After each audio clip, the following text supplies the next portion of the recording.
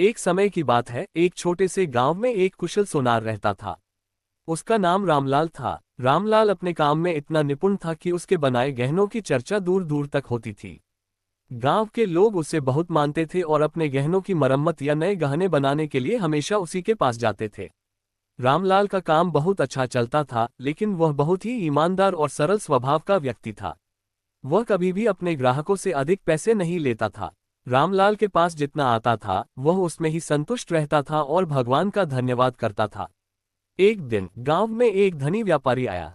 व्यापारी ने सुना था कि रामलाल बहुत अच्छे गहने बनाता है, इसलिए वह अपने लिए एक कीमती हार बनाने का आदेश देने आया।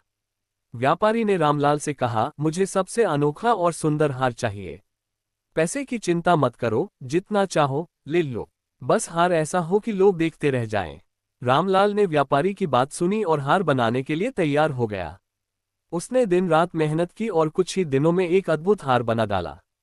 हार में सोने की बारीक जड़ाई और चमकदार रत्नों का काम था, जो उसे और भी खूबसूरत बना रहा था। रामलाल ने हार व्यापारी को दिखाया।